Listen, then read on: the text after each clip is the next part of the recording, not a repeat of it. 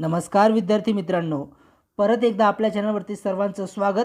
आणि आज आपण इयत्ता 10वी इतिहास व राज्यशास्त्र प्रकरण 2 इतिहास लेखन भारतीय परंपरा कशी आहे याविषयी बघणार आहोत. त्या अगोदर तुम्हाला मी सांगू इच्छितो की आपण इयत्ता 10वीचं प्रकरण पहिलं यामध्ये युरोपीय परंपरा कशी होती इतिहास लेखनाची याविषयी आपण अभ्यास बघितला आहे. तर आपण दुसऱ्या पाठात इतिहास लेखनाची जी परंपरा होती भारतामध्ये कशी होती याविषयी अभ्यास करणार आहोत. तर चला मग आपण बघूया इतिहास लेखन भारतीय परंपरा प्रकरण 2.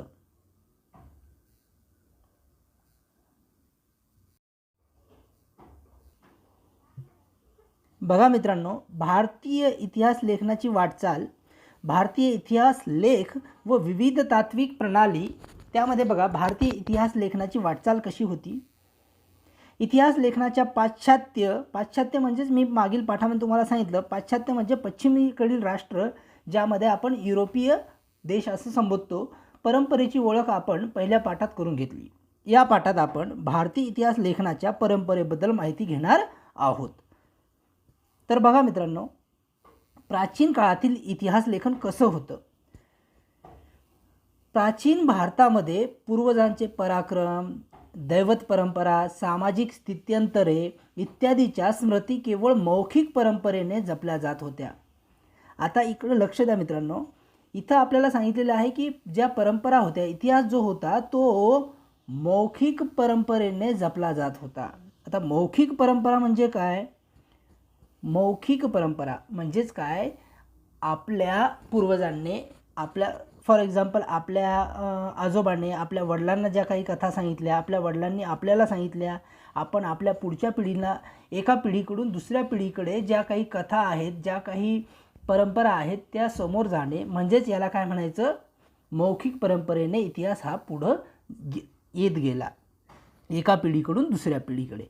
अशा प्रकारचे इतिहास लेखनाची परंपरा किंवा इतिहास हा समोर पुढं जात होता असं आपण समजूया. म्हणजे त्या काळी लेखन परंपरा अवगत नव्हती, लेखन कला अवगत नसेल. तर बघा, हडप्पा संस्कृतीमध्ये मिळालेल्या प्राचीन लेखांच्या आधारे भारतामध्ये लेखन कला इसवी सनापूर्वी 3ऱ्या शतकापासून किंवा त्याही पूर्वीपासून अस्तित्वात होती असे दिसते. आता यामध्ये असं सांगितलेले आहे आपल्याला की हडप्पा संस्कृती, आता हडप्पा संस्कृती सगळ्यांना माहीत आहे की आपल्या देशात हडप्पा संस्कृतीचा शोध लागला, म्हणजे एक चांगली प्रगत अशी संस्कृती आपल्या देशात होती असं संबोधण्यात आलं. आता ही हडप्पा संस्कृतीविषयी मी तुम्हाला थोडक्यात सांगतो, ज्यांना माहीत नसेल त्यांनी लक्ष द्या. बघा, हडप्पा संस्कृती जी होती तिचा शोध जो आहे तो 1920च्या दरम्यान लागला. म्हणजे अशी संस्कृती होती, अशी शहरं होती हडप्पा आणि मोहनजोदडो, तिथं प्रचंड प्रमाणात ती जमिनीखाली गाडली गेली होती. अशी 2 शहरं, त्यांचा उदय झाला 1920मध्ये, म्हणजेच तिचा शोध लागला. आता शोध कसा लागला तर मित्रांनो बघा, आपल्या देशात इंग्रजांचं राज्य होतं. भारत आणि पाकिस्तान, बांगलादेश ही सगळी जी काही राष्ट्र आहेत त्यावेळी एकच होती. तो संपूर्ण पाकिस्तान असेल किंवा बांगलादेश असेल ते भारतामध्ये होते आणि भारत हा प्रचंड मोठा होता. तर त्यामध्ये असं झालं, 1920च्या दरम्यान इंग्रजांचं राज्य आपल्या देशावर होतं. त्यामध्ये त्यांनी काय केलं, लाहोर ते मुलतान, ते आता पाकिस्तानमध्ये आहे, सध्याला पाकिस्तानमध्ये आहे दोन्ही शहरं. लाहोर ते मुलतान रेल्वे मार्गाचं काम सुरू होतं आणि काम सुरू असताना काही प्राचीन विटांचे अवशेष सापडले आणि अवशेष असे वेगळे होते आणि त्यामुळं असं लक्षात आलं की इथं अगोदर पूर्वी वस्ती होती, अगोदर शहर होतं, इथं अगोदर काही लोकांची घरं होती असं लक्षात आलं. आणि म्हणून इंग्रजांनी त्या काळी काय केलं, उत्खननासाठी, शोध लावण्यासाठी एक कमिटी स्थापन केली. त्या कमिटीला नेतृत्व दिलं सर जॉन मार्शल या व्यक्तीचं. आणि हे सगळं कुठं घडलं तर हडप्पा नावाच्या गावाजवळ घडलं आणि म्हणून हडप्पा संस्कृती असं नाव त्या ठिकाणी देण्यात आलं. तर मित्रांनो, अशा प्रकारे हडप्पा संस्कृतीचा शोध लागला आणि हडप्पा संस्कृती अंदाज लावला गेला की किती जुनी असेल तर ती होती इसवी सन पूर्व 2700 वर्षापूर्वी. 2700 ते इसवी सन पूर्व 1500 असा अंदाज मानला गेला. अशा प्रकारे हडप्पा संस्कृतीचा इतिहास थोडक्यात आपण बघितला. तर बघा आता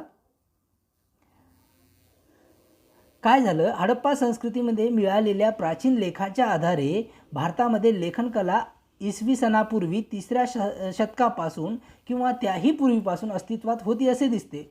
परंतु हडप्पा संस्कृतीची लिपी आजही वाचण्यात आपल्याला अपयश आलेलं आहे.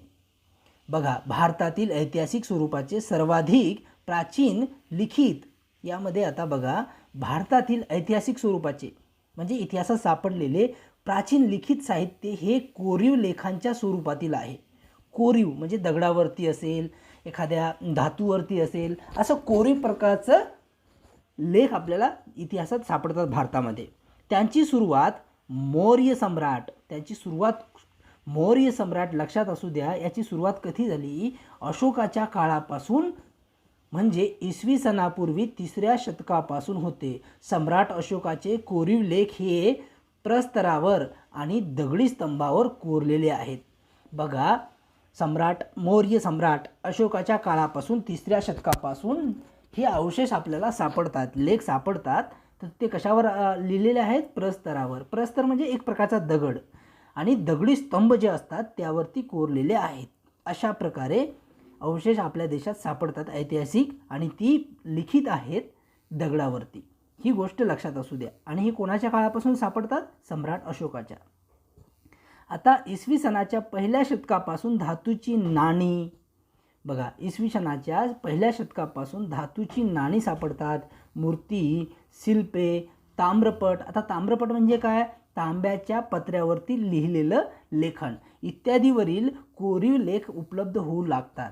यामधून महत्त्वाची ऐतिहासिक माहिती आपल्याला मिळते. या सर्व प्रकारच्या कोरीव लेखामुळे संबंधित राजाचा काळ, आता हे लेख जे मिळतात यावरून आपल्याला काय काय समजतं? त्या काळात कोणत्या राजाचा काळ होता, त्या राजाचा काळ किती होता, काळ, वंशावळ कशी होती. वंशावळ म्हणजेच त्या राजाचा मुलगा, त्या राजाचे वडील, असा जो ग्राफ आहे त्याला काय म्हणायचं? वंशावळ. म्हणजे हे फॉर एक्झाम्पल सम्राट अशोकाचे वडील कोण होते, त्याचे आजोबा कोण होते, सम्राट अशोकाला मुलं किती होती, आता त्याच्या मुलाचं राज्य कुठं होतं, अशा प्रकारची वंशावळ असते. याला वंशावळ म्हणतात. राज्य विस्तार किती होता, तत्कालीन शासन व्यवस्था कशी होती, त्या काळातील शासन व्यवस्था, त्याला म्हणायचं त्या काळातील शासन व्यवस्था. आणि नंतर बघा महत्त्वाच्या राजकीय घडामोडी, त्यानंतर त्या काळातील सामाजिक रचना कशी होती, हवामान कसं, दुष्काळ, यासारख्या महत्त्वाच्या बाबींची माहिती आपल्याला या कोरीव लेखामुळे मिळत असते. आता बघा प्राचीन, त्या अगोदर आपल्याला एक हे समजून घेण्यासाठी एक ताम्रपट दिलेला आहे. बघा आकृतीमध्ये, चित्रामध्ये तुम्हाला दिसत असेल, हे समजून घ्या. हा जो आहे हा ताम्रपट आहे. आता मी सांगितलं तुम्हाला ताम्रपट म्हणजे काय? एक तांब्याच्या पत्र्यावरती लिहिलेलं लेखन जे असतं त्याला ताम्रपट म्हणतात. आणि त्यावरती हा लेख आहे पुरातन काळातील. आता या लेखाचं नाव काय आहे? सोहगौडा ताम्रपट. आता सोहगौडा हा का नाव दिलं? कारण की जिल्हा गोरखपूर, उत्तर प्रदेश, त्यामध्ये सोहगौडा या गावी हा सापडलेला आहे, म्हणून याला सोहगौडा ताम्रपट असं म्हणतात. आणि हडप्पा का नाव दिलं आपण बघितलं? कारण की हडप्पा या गावी अवशेष सापडले म्हणून त्याला हडप्पा नाव देण्यात आलं. हा ताम्रपट सोहगौडा, जिल्हा गोरखपूर, उत्तर प्रदेश येथे सापडला. हा ताम्रपट मौर्य काळातील असावा असे मानले जाते. ताम्रपटावरील कोरीव लेख ब्राह्मी लिपीत आहे. लेखाच्या सुरुवातीस जी चिन्हे दिसत आहेत त्यातील पारासहित असलेला वृक्ष तसेच पर्वत, एकावर एक असलेल्या 3 कमानी ही चिन्हे प्राचीन नाण्यावरही आढळतात. 4 खांबावर उभे असलेले दुमजली इमारतीप्रमाणे दिसणारे घरांचे निदर्शक असावेत असे अभ्यासकांचे मत आहे. या कोठारघरामधील धान्य जपून वापरण्यात यावे असा आदेश त्या लेखात दिलेला आहे. दुष्काळजन्य परिस्थितीचे निवारण करण्यासाठी काय काळजी घ्यावी या संदर्भातील हा आदेश असावा असे मानले जाते. आता बघा महत्त्वाच्या राजकीय घडामोडी आपण बघितलं. त्यामध्ये प्राचीन भारतीय साहित्यामध्ये, आता प्राचीन भारतीय जे साहित्य आहे त्यामध्ये रामायण आहे, महाभारत आहे, ही महाकाव्य आढळतात. आणि पुराणे, जैन आणि बौद्ध धर्मग्रंथाखेरीज भारतीय ग्रंथकारांनी लिहिलेले ऐतिहासिक स्वरूपाचे साहित्य तसेच परकीय प्रवाशांनी सुद्धा भारताविषयी साहित्य लिहिलेलं आहे, इतिहास लेखन केलेलं आहे. कारण की भारताला एक सोन्याचा देश म्हणून संबोधल्या जात होतं आणि म्हणूनच बऱ्याच देशांनी आपल्या देशावरती राज्य केले. भारत एक स्वर्ग, भारताला स्वर्ग म्हणून संबोधण्यात येत होतं आणि प्रचंड अशी संपत्ती या देशाकडे आहे असं असल्यामुळे ही आपल्या देशात बऱ्याच ठिकाणाहून राज्ये आपल्या देशाला लुटण्यासाठी येत होती. आणि म्हणूनच प्रवास करण्यासाठी देखील काही इतिहास लेखक आपल्या देशाची यात्रा करत होते आणि यांचे लेखन ही महत्त्वाचे मानले गेलेले आहे. आता यामध्ये बघा, प्राचीन काळातील राजांची चरित्रे तसेच राजघराण्याचे इतिहास सांगणारे लेखन हे भारतीय इतिहास लेखनाच्या वाटचालीतील महत्त्वाचे टप्पे आहेत. इसवी सनाच्या 7व्या शतकात बाणभट्ट या कवीने लिहिलेले हर्षचरित हे संस्कृत काव्य ऐतिहासिक चरित्र ग्रंथाचे स्वरूपाचे आहे. त्यामध्ये त्या काळातील सामाजिक, आर्थिक, राजकीय, धार्मिक, संस्कृतीचे, जीवनाचे वास्तववादी चित्रण केलेले आहे. आणि यापैकीच एक इतिहास लेखक जे होते त्यांचं नाव आहे बाणभट्ट. आणि बाणभट्ट हे 7व्या शतकामध्ये होऊन गेलेले एक लेखक आहेत आणि या लेखकाने हर्षचरित नावाचा ग्रंथ लिहिला. आता हर्षचरित नावाचा ग्रंथ लिहिला आणि त्यामध्ये त्या काळातील राजकीय वातावरण कसं होतं, सामाजिक वातावरण कसं होतं, धार्मिक वातावरण, संस्कृती या सगळ्यांचं चित्रण त्यामध्ये आढळतं. आणि त्यावेळेस कशी लोक होती, लोकांना राजकारण कसं चालायचं, धर्म कशा प्रकारचे लोक मानत असत, संस्कृती कशी होती, वास्तववादी चित्रण त्यांनी त्यांच्या पुस्तकात केलेलं आहे. आता यामध्ये बाणभट्ट नावाचा जो कवी होता, प्रसिद्ध भारतीय कवी आहे, संस्कृत कवी आहे आणि तो राजा हर्षवर्धन यांच्या राजदरबारात तो कवी काम करायचा. म्हणजेच राजावरती प्रस्तुत कविता करणे, राजाचे गुणगान गाणारे तयार करणे, कविता तयार करणे, अशा प्रकारे त्या काळात एक प्रथा होती की राजाचे कौतुक करणारे कवी असायचे त्यांच्या राजदरबारात. त्यापैकीच एक महान असा कवी बाणभट्ट हा राजा हर्षवर्धन यांच्या राजदरबारात होता. आता बघा, मध्ययुगीन काळातील इतिहास लेखन. आता मध्ययुगीन म्हणजेच काय तर तुम्हाला सांगतो, इसवी सन पूर्व 1 ते 6 पर्यंत आणि त्यानंतर 12व्या शतकापासून मध्ययुगीन कालखंड हा सुरू होतो. म्हणजेच काय, मध्ययुगीन काळात म्हणजेच ज्या वेळेस भारतावर मुस्लिमांनी आक्रमण केलं तो काळ म्हणजे मध्ययुगीन काळ. तर बघा, इसवी सनाच्या 12व्या शतकात कल्हण नावाचा जो कवी होता तो काश्मीरी कवी होता. काश्मीरमधील सगळ्यात प्रसिद्ध असा कवी होता. कल्हण याने लिहिलेला राजतरंगिणी नावाचा ग्रंथ इतिहासात प्रसिद्ध आहे. आता कल्हणने कोणता ग्रंथ लिहिला? राजतरंगिणी. बाणभट्टने कोणता लिहिला?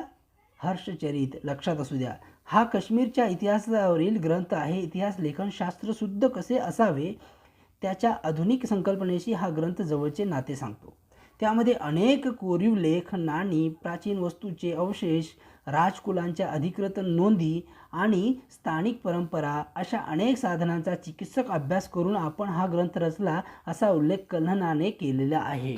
आता कल्हण नावाच्या कवीचं म्हणणं काय होतं की त्याने हा जो ग्रंथ लिहिलेला आहे राजतरंगिणी, त्याने कसा लिहिलेला आहे? इतिहास लेखन शास्त्रशुद्ध कसे असावे त्याच्या आधुनिक संकल्पनेशी हा ग्रंथ जवळचे नाते सांगतो. त्यामध्ये त्याने अनेक कोरीव लेख, नाणी, प्राचीन वास्तूंचे अवशेष, राजकुलांच्या अधिकृत नोंदी आणि स्थानिक परंपरा अशा अनेक साधनांचा त्याने अगोदर चिकित्सक अभ्यास करून हा ग्रंथ लिहिला आहे असं तो सांगतो.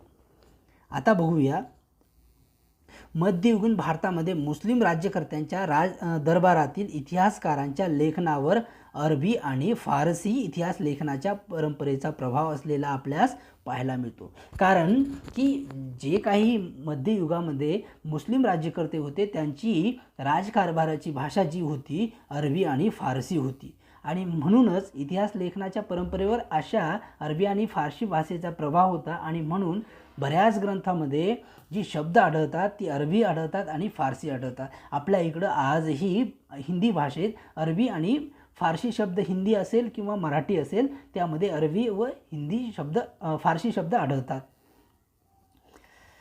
बघा आता मध्ययुगीन मुस्लिम इतिहासकारामध्ये झियाउद्दीन बर्नी हा एक महत्त्वाचा इतिहासकार होता. तारीख ई फिजूरशाही या त्यांच्या ग्रंथात त्याने इतिहास लेखनाचा हेतू स्पष्ट केला आहे. त्याच्या मते इतिहासकारांचे कर्तव्य फक्त राज्यकर्त्यांचे पराक्रमाचे आणि कल्याणकारी धोरणाचे वर्णन करून संपत नाही, तर त्यांच्या दोषाचे आणि चुकीच्या धोरणांचे चिकित्सक विवेचनही त्याने करायला हवे. आता त्याच्या मते बघा झियाउद्दीन बर्नी हा एक महत्त्वाचा इतिहासकार होता. त्याच्या मते इतिहास कसा असायला हवा, त्याने एक पुस्तक लिहिलं. त्या पुस्तकाचं नाव तारीख ई फिजूरशाही. त्या पुस्तकाचं नाव तारीख ई फिजूरशाही. ते कोणी लिहिलं? झियाउद्दीन बर्नी याने.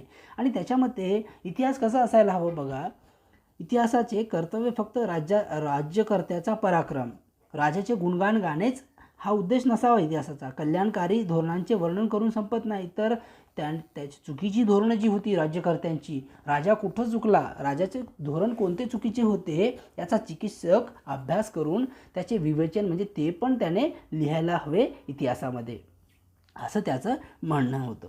आता यामध्ये तुम्हाला आणखी एक सांगायचं की अरबी आणि फारसी भाषेचे शब्द, त्यामध्ये तुम्हाला एक शब्द सांगतो,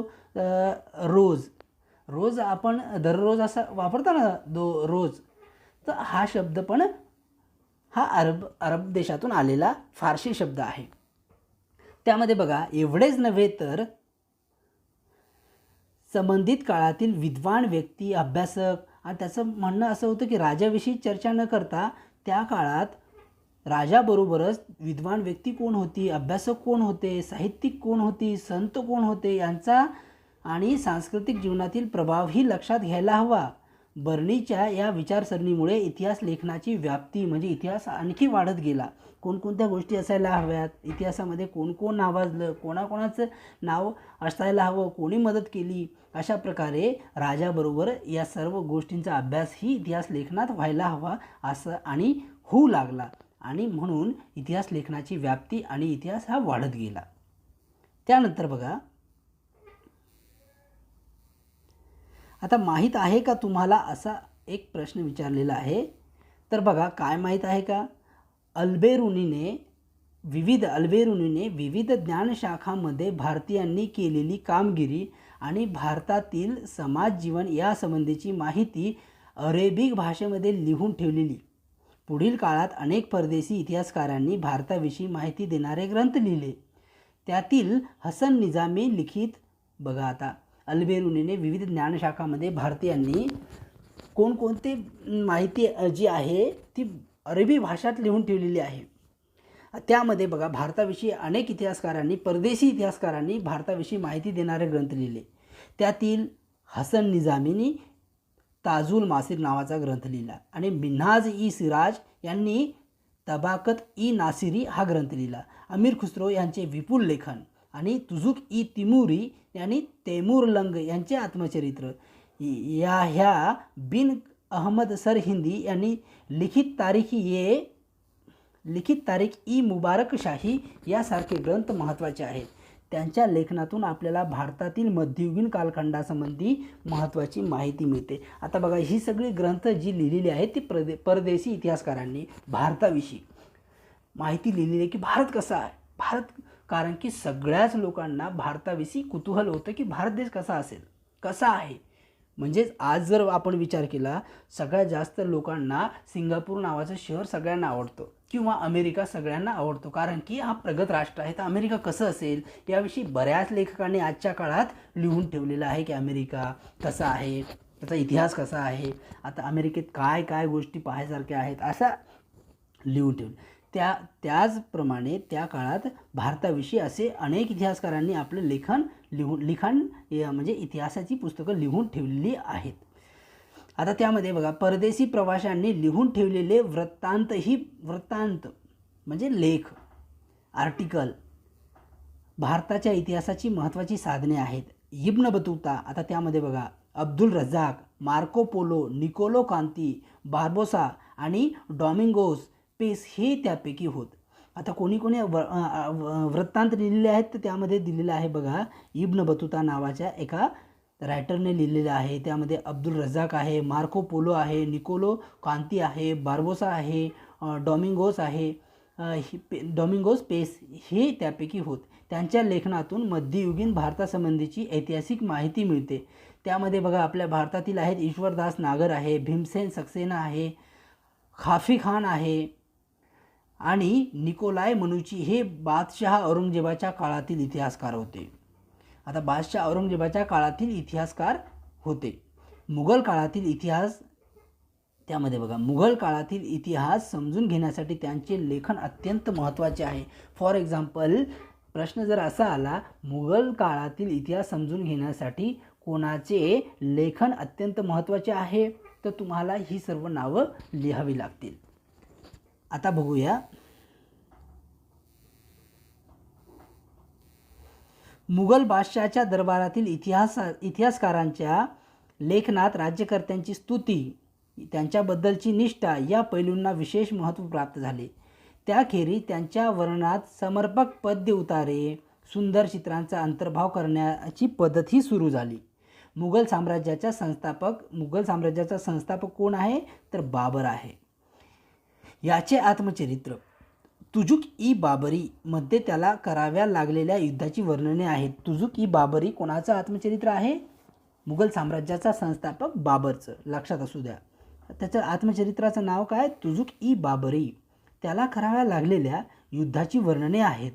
त्याच्याबरोबरीने त्याने प्रवास केलेल्या प्रदेशाची, शहरांची वर्णने, तेथील अर्थव्यवस्था, तेथील स्थानिक रीतिरिवाज कसे आहेत, वनस्पती सृष्टी कशी आहे, यांची बारकाईने केलेली निरीक्षणे यांचाही त्यामध्ये समावेश आहे. म्हणजे बाबरने कुठं कुठं युद्ध लढलं आणि लढताना तो ज्या रस्त्याने जात होता तिथं रीतिरिवाज कसे होते, त्या शहरांचे रीतिरिवाज, गावांचे रीतिरिवाज, त्या लोकांचे राहणीमान कसं होतं, तिथं ते पीक कोणते घ्यायचे, कोणकोणत्या वनस्पती त्यांच्या आजूबाजूला असायच्या, याविषयी बारकाईने निरीक्षण करून यांचं लिखाण केलेलं आहे. त्या पुस्तकाचं नाव आहे तुजुक ई बाबरीमध्ये. आता बघा मित्रांनो, इतिहास लेखनाच्या चिकित्सक पद्धतीच्या दृष्टीने अबुल फजल याने लिहिलेल्या अकबरनामा. आता इतिहास लेखनाच्या चिकित्सक पद्धतीच्या दृष्टीने अबुल फजल याने लिहिलेल्या अकबरनामा कोणी लिहिला, अबुल फजल या लेखकाने. अबुल फजल याने अकबरनामा या ग्रंथाचे विशेष महत्त्व आहे. त्यामध्ये बघा अधिकृत नोंदीच्या आधारे ऐतिहासिक कागदपत्रांचे काळजीपूर्वक केलेले संकलन, ऐतिहासिक कागदपत्रांचे म्हणजे एका राजाने दुसऱ्या राजाला लिहिलेलं पत्र असेल, अशा प्रकारचे जे ऐतिहासिक पुरावे असतात यांचं काळजीपूर्वक केलेलं संकलन, त्यातील माहितीच्या विश्वासार्हतेची कसून केलेली छाननी ही अबुल फजलने अवलंबलेली संशोधन पद्धती पूर्वग्रहविरहित आणि वास्तववादी होती असे मानले जाते. म्हणजेच काय, एखादा राजाच्या बाजूने एखादा कवी असेल तर तो त्या राजाची पॉझिटिव्ह बाजू मांडतो पण निगेटिव्ह बाजू मांडणार नाही. राजा चांगलाच होता असा तो मांडणार. पण अबुल फजलने राजाच्या दोन्ही बाजू मांडल्या. म्हणजेच काय, त्या काळातील पॉझिटिव्ह थिंकिंग म्हणजे पॉझिटिव्ह विचार कसे होते राजाचे आणि निगेटिव्ह विचार कसे होते, या दोन्ही बाजू मांडलेल्या आहेत. आता बखर हा ऐतिहासिक साहित्यातील एक महत्त्वाचा प्रकार आहे. शूरवीरांचे शूरगान. आता बखर म्हणजे काय, तर बघा शूरवीरांचे शूरगान, ऐतिहासिक घडामोडी, लढाया, थोर पुरुषांची चरित्रे याविषयीची लेखन आपणास बखरीत वाचायला मिळतात. बखर असं पुस्तक जे त्यामध्ये काय असतं, शूरवीरांचे शूरगान, गुणगान गायलेले असतात, ऐतिहासिक घडामोडी असतात, लढाया असतात, थोर पुरुषांची चरित्रे याविषयीचे लेखन आपणास बखरीत वाचायला मिळते. म्हणजेच काय, आजच्या जर परिस्थितीत तर आज एखादा मॅगझिन, आजच्या काळात आपण त्याला काय म्हणतो, मॅगझिन. त्या काळात बखर म्हणजे काय, ती त्या घडामोडी घडल्या, लढाया, थोर पुरुषांची चरित्रे हे मॅगझिनमध्ये असतं. तशाच प्रकारे त्या काळात बखर नावाचा एक ऐतिहासिक प्रकार होता. आता बघा मराठी भाषेत विविध प्रकारच्या बखरी उपलब्ध आहेत. यातील एक महत्त्वाची बखर म्हणजे कोणती, तर बघा मराठी भाषेतील विविध प्रकारच्या बखरी उपलब्ध आहेत. त्यामध्ये सभासद बखर. कोणती बखर? सभासद बखर. होय, छत्रपती राजाराम महाराजांच्या कारकिर्दीत कृष्णाजी अनंत सभासद यांनी सदर बखर लिहिली. छत्रपती शिवाजी महाराजांच्या कारकिर्दीची माहिती यातून मिळते. आता छत्रपती शिवाजी महाराजांच्या कारकिर्दीची माहिती कोणत्या बखरीतून मिळते? तर तिचं नाव आहे सदर बखर. कोणती? सभासद बखर, जी लिहिली कृष्णाजी अनंत सभासद यांनी. भाऊसाहेबांची बखर या बखरीत पानिपतच्या लढाईचे वर्णन आहे. आता दुसरी जी बखर आहे, पहिली सभासद बखर, ती लिहिली कृष्णाजी अनंत सभासद यांनी. त्यामध्ये शिवाजी महाराजांच्या कारकिर्दीची माहिती आपल्याला मिळते. आता दुसरी जी बखर आहे ती आहे भाऊसाहेबांची बखर. या बखरीत पानिपतच्या लढाईचे वर्णन आहे. याच विषयावर आधारित पानिपतची बखर अशी ही स्वतंत्र बखर आहे. होळकरांची कैफियत या बखरीतून आपणास होळकरांचे घराणे आणि त्यांचे योगदान समजते. म्हणजे वेगवेगळे मॅगझिन्स जे आहेत, आपण थोडक्यात समजूया की मॅगझिन म्हणजेच काय. आजच्या घडीला जर विचार केला तर चित्रलेखा मॅगझिन आहे, दुसरी आहे इंडिया टुडे आहे, जर आणखी विचार केला टाइम्स नाऊ आहे. अशा प्रकारच्या बखरी असतात आणि त्यामध्ये काय असतं की या सगळ्याच घडामोडी, आजच्या ज्या महत्त्वाच्या घडामोडींचा अभ्यास त्यात दिलेला असतो. तर त्या काळातही अशा वेगवेगळ्या बखरी होत्या.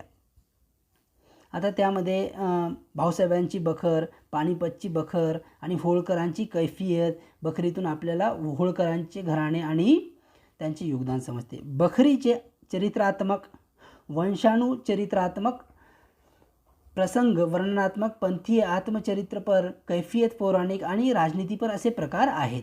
आधुनिक काळात इतिहास लेखन आणि ब्रिटिश इतिहास काळ. आता मुस्लिमांच्या मध्ययुगीन काळानंतर आपल्या देशावर जे राज्य केलं ते राज्य होतं शिवाजी महाराजांचं. आणि त्यानंतर भारतामध्ये प्रामुख्याने राज्य कोणी केलं तर इंग्रजांनी. आता ब्रिटिश काळ जो सुरू झाला त्यामध्ये काय झालं बघा. 20व्या शतकात ब्रिटिशांची राजवटीत भारतीय पुरातत्वाच्या अभ्यासास सुरुवात झाली. भारतीय पुरातत्व सर्वेक्षण खात्यात पहिले सरसंचालक अलेक्झांडर कॅनिंगहॅमच्या देखरेखीखाली अनेक प्राचीन स्थळांचे उत्खनन केले गेले. त्यासाठी त्यांनी प्रामुख्याने बौद्ध धर्मग्रंथाचा उल्लेख असलेल्या स्थळावर लक्ष केंद्रित केले. पुढे जॉन मार्शल यांच्या कारकिर्दीत हडप्पा संस्कृतीचा शोध लागला. मी सांगितल्याप्रमाणे जॉन मार्शल नावाच्या व्यक्तीने हडप्पा संस्कृतीचा शोध लागला आणि भारतीय संस्कृतीचा इतिहास इसवी सनापूर्वी 3ऱ्या शतकापर्यंत किंवा त्याहूनही पूर्वीपर्यंत जाऊ शकतो असा त्यांनी अंदाज घेतला. आता बघा, आता हे आहेत अलेक्झांडर कॅनिंगहॅम आणि जॉन मार्शल यांची चित्रे. हे सिद्ध झाले. त्यानंतर बघा, भारतात आलेल्या अनेक ब्रिटिश अधिकाऱ्यांनी भारतीय इतिहासासंबंधी लेखन केले. त्यांनी केलेल्या लेखनावर ब्रिटिशांच्या वसाहतवादी धोरणाचा प्रभाव आलेला दिसतो. जेम्स मिल याने लिहिलेल्या the history of British India या ग्रंथाचे 3 खंड 1817 साली प्रसिद्ध झाले. ब्रिटिश इतिहासकाराने भारतीय इतिहासावर लिहिलेला हा पहिला ग्रंथ. बघा, ब्रिटिश इतिहासकार, त्याचं नाव आहे जेम्स मिल, याने कोणतं पुस्तक लिहिलं? The history of British India. या ग्रंथाचे किती खंड होते तर 3 खंड होते. आणि ब्रिटिश इतिहासकाराने लिहिलेला इतिहासात पहिला ग्रंथ जो आहे तो आहे हा कोणता? The history of British India. त्याच्या लेखनात वस्तुनिष्ठ दृष्टिकोनाचा अभाव आणि भारतीय संस्कृतीच्या विविध पैलूसंबंधीचा पूर्वग्रह दूषित दृष्टिकोन स्पष्टपणे उमटलेला दिसतो. म्हणजेच काय, चांगल्या बाबी ज्या आहेत भारतातील त्याने त्या कमी सांगितल्या, इव्हन सांगितल्या नसतीलही. त्यामुळं दृष्टिकोन जो आहे पूर्वग्रह दूषित दृष्टिकोन, चांगल्या बाजू त्यांनी न मांडलेल्या आहेत त्याच्या इतिहासामध्ये. सन 1841 माउंट स्टुअर्ट एल्फिन्स्टन यांनी द हिस्ट्री ऑफ इंडिया हा ग्रंथ लिहिला. आणि मग 1841 माउंट स्टुअर्ट एल्फिन्स्टन यांनी पण एक ग्रंथ लिहिला, त्याचं नाव होतं the history of India. Mount Stuart यांनी एल्फिन्स्टनचे हे मुंबईचे गव्हर्नर 1819 ते 1827 होते. त्यामध्ये बघा, भारताच्या इतिहासामध्ये मराठी साम्राज्याचा कालखंडाचे स्थान अत्यंत महत्त्वाचे आहे. त्यामध्ये बघा, जर इंग्रजांना सर्वात जास्त भीती आणि इंग्रजांना पळवून लावू शकत होते तर फक्त मराठा साम्राज्य. त्यामुळे या कालखंडाचे स्थान, मराठा साम्राज्याच्या कालखंडाचे स्थान अत्यंत महत्त्वाचे आहे. मराठी साम्राज्याचा इतिहास लिहिणाऱ्या ब्रिटिश अधिकाऱ्यामध्ये जेम्स ग्रँट डफ याने याचे नाव महत्त्वाचे आहे. त्याने ए हिस्ट्री ऑफ द मराठाज हा ग्रंथ लिहिला. या ग्रंथाचे 3 खंड आहेत. भारतीय संस्कृती आणि इतिहास यांना कमी लेखण्याची, त्यामध्ये बघा ब्रिटिश अधिकाऱ्यांची प्रवृत्ती ग्रँड डफ याच्या लेखनातही उमटलेली दिसते. आणि त्यांनी सुद्धा पूर्वग्रह दूषित म्हणजेच काय, आपल्या शत्रूला कमी लेखणे हे त्याने सुद्धा चालू ठेवलं. अशीच प्रवृत्ती राजस्थानचा इतिहास लिहिताना कर्नल टॉड सारख्या अधिकाऱ्याच्या लेखनात आढळते. विल्सन हंटर याने हिंदुस्थानच्या द्विखंडात्मक इतिहास लिहिला. त्यामध्ये त्याची निपक्षपाती वृत्ती दिसते. मग नंतर एक इतिहास लिहिला गेला, त्याचं नाव होतं विल्सन हंटर याने हिंदुस्थानचा द्विखंडात्मक इतिहास लिहिला. त्यामध्ये त्यांनी निष्पक्षपणे जर राजा श्रेष्ठ, जर शत्रू श्रेष्ठ अशा प्रकारचा त्यांनी इतिहास लिहिलेला आहे. टफ याच्या इतिहास लेखनाची मर्यादा नीलकंठ जनार्दन कीर्तने व V.K. राजवाडे यांनी 19व्या शतकात दाखवून दिल्या. आता बघूया आपण पुढील भाग. भारतीय इतिहास लेखन विविध तात्विक प्रणाली. इतिहास लेखनात विविध तात्विक प्रणाली. वसाहतवादी इतिहास लेखन म्हणजे वेगवेगळ्या पैलूवरती इतिहास लेखन. वसाहतवादी इतिहास लेखन भारतीय इतिहासाचा अभ्यास आणि लेखन करणाऱ्या सुरुवातीच्या इतिहासकारामध्ये प्रामुख्याने ब्रिटिश अधिकारी तसेच ख्रिश्चन धर्म प्रसारकांचा अंतर्भाव होता. भारतीय संस्कृती गौण दर्जाची आहे म्हणजे कमी आहे या पूर्वग्रहाचे प्रतिबिंब त्यांच्यामधील काही लेखना स्पष्टपणे उमटलेले दिसते. म्हणजेच काय की आमची संस्कृती श्रेष्ठ आणि भारतीय संस्कृती ही कनिष्ठ असं त्यांच्या लेखनातून वाचण्यास मिळत होतं. वसाहतवादी ब्रिटिश सत्तेच्या समर्थनासाठी त्यांच्या इतिहास लेखनाचा वापर केला गेला. आणि यामध्ये काय त्यांनी सिद्ध केलं की वसाहतवादी जे ब्रिटिश सत्ता आहे त्यांचा जो काही इतिहास आहे तो श्रेष्ठ दाखवण्याचा त्यांनी प्रयत्न केला आणि भारताचा इतिहास जो आहे तो कनिष्ठ असण्याचा प्रयत्न त्यांनी दाखवलेला आहे. 1922 ते 37च्या दरम्यान प्रसिद्ध असलेले केम्ब्रिज हिस्ट्री ऑफ इंडिया या ग्रंथाचे 5 खंड हे वसाहतवादी इतिहास लेखनाचे ठळक उदाहरण आहे. त्या काळातील 1922 ते 37च्या दरम्यान प्रसिद्ध झालेले केम्ब्रिज हिस्ट्री ऑफ इंडिया या ग्रंथाचे 5 खंड वसाहतवादी इतिहास लेखनाचे ठळक उदाहरणं आहेत. आता बघा प्राच्यवादी इतिहास लेखन. युरोपमधील अभ्यासकामध्ये पूर्वेकडील संस्कृती म्हणजेच काय भारतीय संस्कृती, देश आणि त्यांच्याबद्दल कुतूहल जागृत झालेले होते. त्याबद्दल आदर कौतुक असलेले काही अभ्यासक त्यांच्यामध्ये होते. त्यांना प्राच्यवादी म्हटले जाते. प्राच्यवादी अभ्यासकांनी संस्कृत आणि युरोपीय भाषांमधील साधर्म्याचा अभ्यास केला. वैदिक वाङ्मय आणि संस्कृत साहित्याचा अभ्यास करण्यावर प्राच्यवादी विद्वानांचा, प्राच्य म्हणजे पूर्वेकडील विद्वानांचा भर होता. त्यातून या भाषांची जननी असणारी एक प्राचीन इंडो युरोपीय भाषा होती अशी कल्पना मांडली गेली. आता बघा इसवी सन 1784 मध्ये सर विल्यम्स जोन्स यांनी कोलकाता येथे एशियाटिक सोसायटीची स्थापना केली. त्याद्वारे प्राचीन भारतीय वाङ्मय आणि इतिहास यांचा अभ्यासास चालना मिळाली. आता पूर्वेकडील अभ्यासकामध्ये फ्रेडरिक मॅक्स म्युलर या जर्मन अभ्यासकाचा प्रामुख्याने उल्लेख करायला हवा, कारण त्याच्या दृष्टीने संस्कृत भाषा ही इंडो युरोपीय भाषा गटातील अतिप्राचीन शाखा होती. संस्कृत साहित्यात त्याला विशेष रस होता. त्याने हितोपदेश या संस्कृत ग्रंथाचा जर्मन भाषेत अनुवाद केला आहे. आता बघा जर परीक्षेमध्ये प्रश्न आला हितोपदेश या संस्कृत ग्रंथाचा जर्मन भाषेत अनुवाद कोणी केला तर तुम्हाला प्राच्यवादी अभ्यासक फ्रेडरिक मॅक्स मुलर या जर्मन अभ्यासकाने हा अनुवाद केलेला आहे जर्मन भाषेत. कशाचा? हितोपदेश या ग्रंथाचा, संस्कृत ग्रंथाचा अनुवाद केला. अनुवाद म्हणजे ट्रान्सलेट करणे. तसेच the sacred books of the east या नावाने 50 खंड संपादित केले. त्याने ऋग्वेदाचे संकलन करण्याचे काम केले. ते 6 खंडामध्ये प्रसिद्ध झाले आहे. त्याने ऋग्वेदाचा जर्मन भाषेत अनुवाद केला होता. अलीकडच्या काळात प्राच्य विद्यावंतांच्या लेखनामागील छुपे साम्राज्यवादी हितसंबंध प्रकाशात आणण्याचे काम एडवर्ड सैद या विद्वानाने केले. आता बघा, राष्ट्रवादी इतिहास लेखन 19व्या आणि 20व्या शतकामध्ये इंग्रजी शिक्षण पद्धतीमध्ये शिकून तयार झालेले भारतीय इतिहासकारांच्या लेखनामध्ये भारताच्या प्राचीन वैभवाचा अभिमान आणि भारतीयांची आत्मजाणीव जागृत करण्याकडे असलेला कल दिसतो. त्यांच्या लेखनास राष्ट्रवादी इतिहास लेखन असे म्हटले जाते. त्यामध्ये महाराष्ट्रातील राष्ट्रवादी इतिहास लेखनास विष्णू शास्त्री चिपळूणकर यांच्यापासून प्रेरणा मिळाली. ब्रिटिश अधिकाऱ्यांनी लिहिलेल्या प्राचीन भारताच्या पूर्वग्रह दूषित इतिहासाला त्यांनी विरोध केला. अशा प्रकारे राष्ट्रवादी लेखन करणाऱ्या इतिहासकारांनी भारताच्या इतिहासातील सुवर्णकाळ शोधण्याचा प्रयत्न केला. असे करत असताना प्रसंगी ऐतिहासिक वास्तवांची चिकित्सापूर्वक छाननी करण्याकडे दुर्लक्ष केले गेले, असा आक्षेपही त्यांच्यावर घेतला जातो. ज्या आपल्या देशाविषयी पूर्वग्रह दूषित त्यांनी जो इतिहास लिहिला त्याला विरोध करण्याचं काम आपल्या देशातील जे शिकून तयार झालेले जे इतिहासकार होते त्यामध्ये लेखनास सुरुवात केली महाराष्ट्रातील विष्णू शास्त्री चिपळूणकर यांनी. आणि आपल्या देशाविषयी चांगल्या गोष्टी, सुवर्णकाळ म्हणजे चांगला काळ कोणता होता, आपल्या देशातील चांगल्या बाजू कोणत्या होत्या, हे लेखनाचं काम त्यांनी सुरू केलं. असं करत असताना त्यांच्यावर आक्षेपही होत गेले.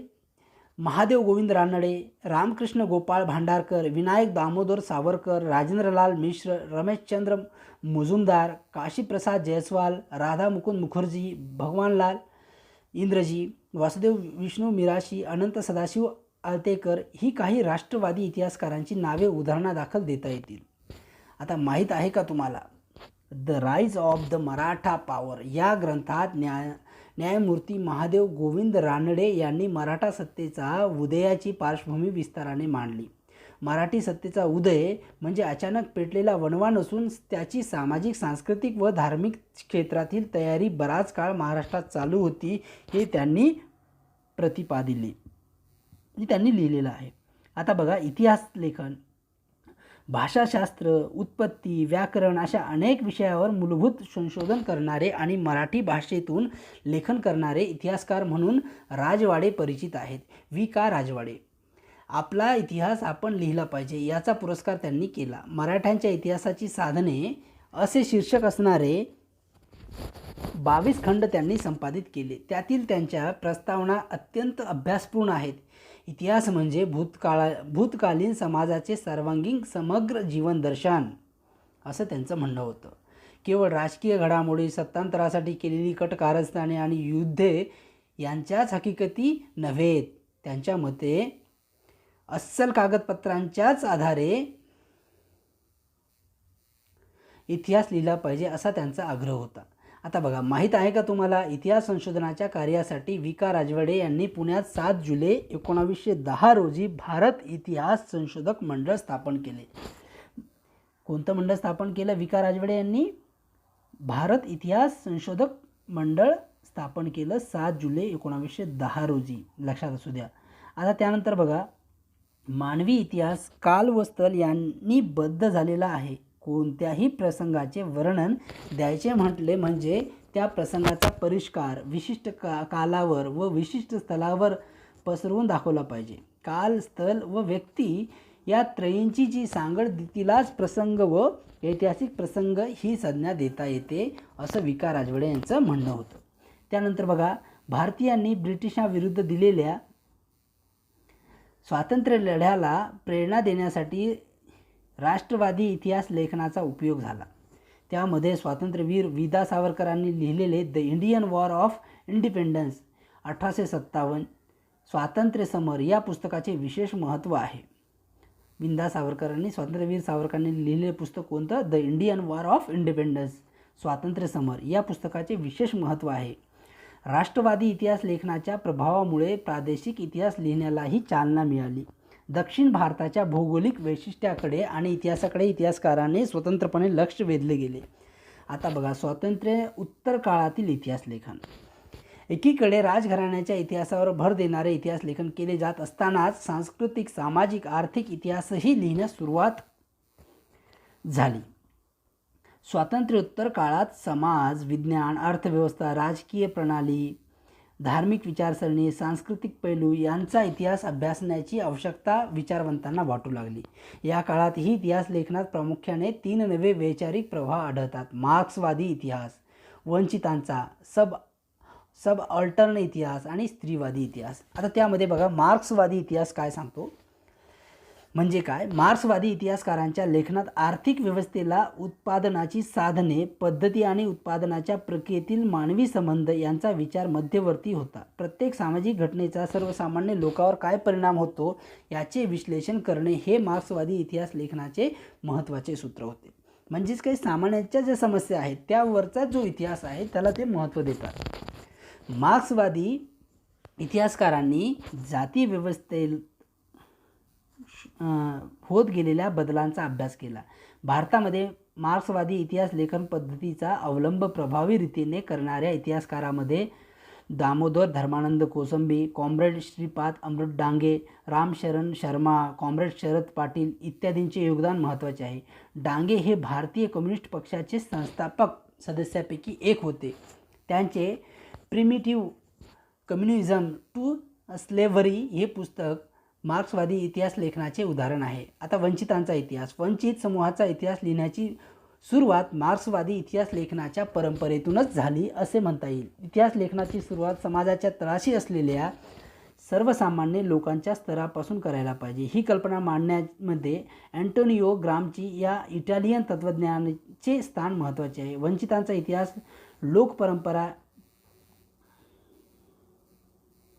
एक महत्त्वाचे साधन मानले गेले आहे. वंचितांच्या इतिहासाला एक महत्त्वाची विचारसरणी म्हणून स्थान मिळवून देण्याचे महत्त्वाचे कार्य रणजित गुहा या भारतीय इतिहासकाराने केले. परंतु त्यापूर्वीच भारतामध्ये वंचितांच्या इतिहासाचा विचार ज्योतिराव फुले, डॉक्टर बाबासाहेब आंबेडकर यांच्या लेखनातून मांडलेला दिसतो. महात्मा ज्योतिबा फुले आणि डॉक्टर बाबासाहेब आंबेडकर यांच्या लेखनातून मांडलेला दिसतो. महात्मा फुले यांनी गुलामगिरी या पुस्तकात शूद्रांचा इतिहास नव्याने उलगडून दाखवला. धर्माच्या नावाखाली स्त्रिया व अतिशूद्र यांच्या होणाऱ्या शोषणाकडे लक्ष वेधले. भारताच्या सांस्कृतिक आणि राजकीय घडणीत दलित वर्गाचा मोठा वाटा आहे. भारताच्या वसाहतवादी आणि राष्ट्रवादी इतिहास लेखनात त्याकडे दुर्लक्ष केले गेले. भारताच्या डॉक्टर बाबासाहेब आंबेडकरांनी ही गोष्ट केंद्रस्थानी ठेवून सतत लेखन केले. त्यांनी केलेल्या विपुल लेखनापैकी हू वेअर द शूद्राज आणि द अनटचेबल्स हे ग्रंथ वंचिताच्या इतिहासाचे उदाहरण म्हणून सांगता येतील. आता त्यानंतर बघा भारतीय इतिहास लेखनाच्या क्षेत्रात सुरुवातीस प्रामुख्याने पुरुष अभ्यासक कार्यरत असल्यामुळे भारतीय इतिहासातील स्त्रियांचे स्थान आणि त्यांची कामगिरी हा विषय तुलनेने दुर्लक्षित राहिला. त्यावर अधिक प्रकाश टाकणे हे स्त्रीवादी इतिहासकारांपुढे पहिले आव्हान होते. तसेच स्त्रियांनी निर्मिलेल्या साहित्याचे संशोधन आणि संकलन करणेही आवश्यक होते. इतिहासातील स्त्रियांच्या स्थानाचा विचार नव्याने होणे आवश्यक होते.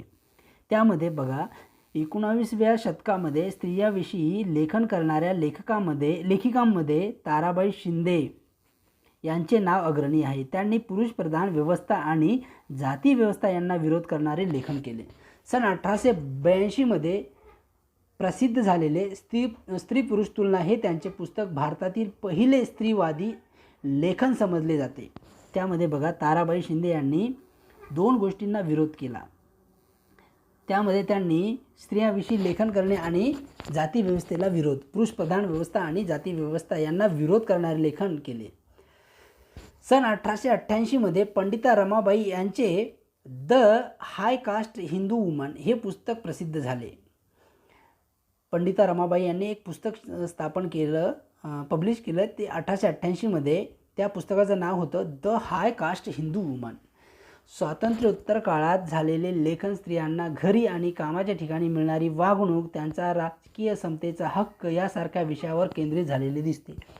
अलीकडच्या काळात प्रसिद्ध झालेल्या स्त्रीवादी लेखनात मीरा कोसंबी यांच्या crossing thresholds, feminist ages in social history या पुस्तकात उल्लेख करता येईल. त्यात महाराष्ट्रातील पंडिता रमाबाई, भारतातील पहिल्या कार्यरत स्त्री डॉक्टर रखमाबाई यासारख्या स्त्रियांच्या जीवनावरील निबंध आहेत. महाराष्ट्रामध्ये दलित स्त्रियांच्या दृष्टिकोनातून सामाजिक वर्ग, जात इत्यादी बाबतीत संदर्भात लेखन केले गेले. त्यामध्ये शर्मिला रेगे यांचे लेखन महत्त्वाचे आहे. Writing caste, writing gender, reading Dalit women's testimonies यामध्ये अलीकडच्या काळात यामध्ये दलित स्त्रियांमध्ये आत्मचरित्रावर त्यांनी लिहिलेल्या निबंधाचे संकलन आहे. विशिष्ट विचारप्रणालीचा आश्रय न घेता इतिहास लिहिणाऱ्यामध्ये सर यदुनाथ सरकार, सुरेंद्रनाथ सेन, रियासतकार गो. स. सरदेसाई, त्र्यंबक शंकर सेजलवरकर यांचा नामोल्लेख करावा लागतो. आता माहीत आहे का तुम्हाला, गोविंद सखाराम सरदेसाई यांनी मराठी रियासत प्रकाशित करून मराठी इतिहास लेखन क्षेत्रात मोठी कामगिरी केली. त्यांचे हे समाजकार्य इतके लोकप्रिय झाले की समाज त्यांना रियासतकार या नावाने ओळखू लागला. त्यांनी मराठ्यांचा समग्र इतिहास अनेक खंडात प्रकाशित केला आहे. अलीकडच्या काळात ये. फडके, रामचंद्र गुहा इत्यादी संशोधकांनी आधुनिक इतिहास लेखनात महत्त्वाची कामगिरी बजावली आहे.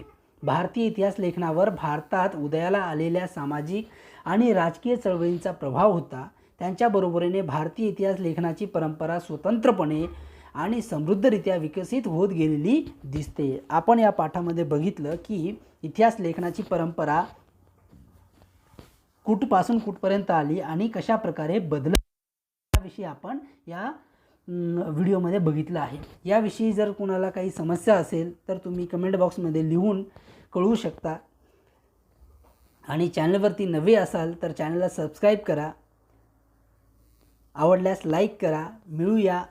भेटूया पुढील पाठामध्ये. त्या पाठाचं नाव आहे उपयोजित इतिहास. तोपर्यंत धन्यवाद.